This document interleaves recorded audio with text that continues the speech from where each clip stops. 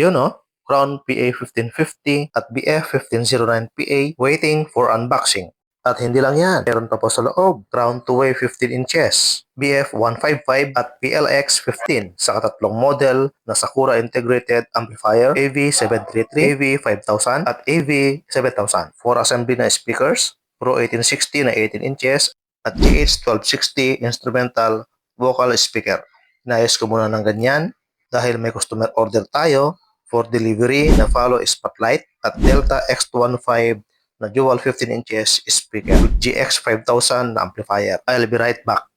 Ito ang tinatawag nilang Follow Spot 350 watts. Ginagamit siya sa stage na kung saan nakafocus ang ilaw niya sa mismong nagpe-perform. Meron siyang 6 na adjustable color. Pwede mong i-adjust ang diameter ng kanyang ilaw. 100 meters ay malinaw pa rin ang abot ng kanyang ilaw. Kaya nga dagdag confidence sa nagpe-perform sa stage.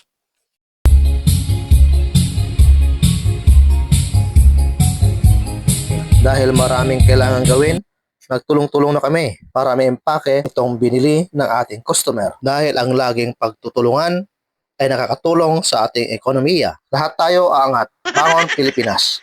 So ayan, speaker, amplifier, saka focus spot, done packing. Kailangang ma-deliver agad itong unit dahil gagamitin nila maya-maya. Sige mga brad, alerto tayo. Keep up the good work. Dahan-dahan lang, huwag hayaang mabagsak dahil mamaya baka masisira yan. Kailangan ng extra ingat, mabilis pero sigurado. Sa ating loyal customer, maraming salamat po sa uulitin. More sales to come. May God bless us always. So ayan, ituloy natin ang mag-unbox. Simulan natin dito sa PLX15. At ito po ang kanyang specification. 15 inches ang diameter ng kanyang speaker, 2000 watts PMPO, impedance 4 to 8 ohms, frequency response 40 Hz up to 20 kHz, sensitivity 98 decibel, plastic molded baffle box.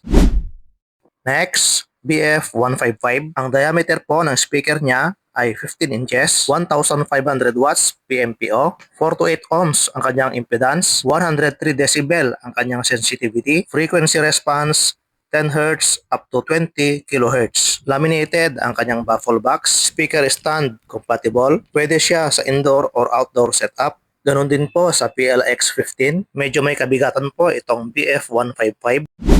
Tapos itong BF1509, dual 15 inches ang kanyang speaker. Yung speaker po niya sa bandang ibaba, yun po yung kanyang pinaka-bass. Tapos yung nasa taas, yun yung kanyang pinaka-mid-range. Tapos tweeter na po yung sa bandang itaas. Bale, 3-way ang kanyang design. Meron pong naka-install sa loob na divided network 3-way. Bale, 900 watts per box, 102 ang kanyang decibel. Ang design po nito ay nakalagay lang sa flooring or pwede lang na may tuntukan na patungan. Whatever you like. Sa amplifier naman tayo, Sakura AV733 original. Marami na po ang pamilyar sa model na ito.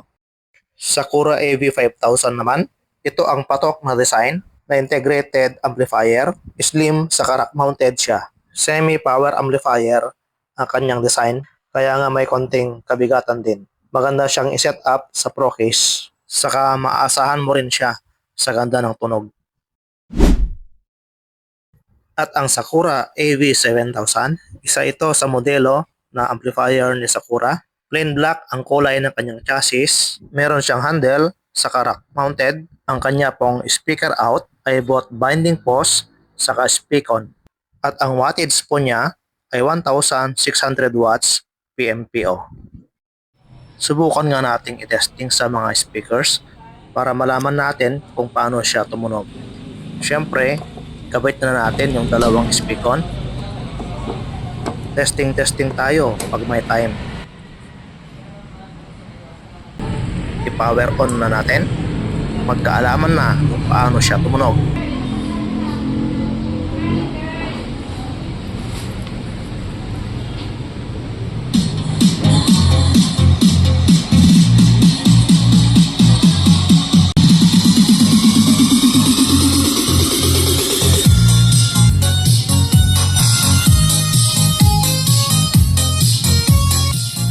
Sa tunog niya, okay na okay sa akin. panalo talaga mga kuya. Basta mga original na brand, sigurado ka sa quality at ganda ng tunog. Hanggang dyan muna tayo mga kuya. Hanggang sa muli nating video. Maraming salamat.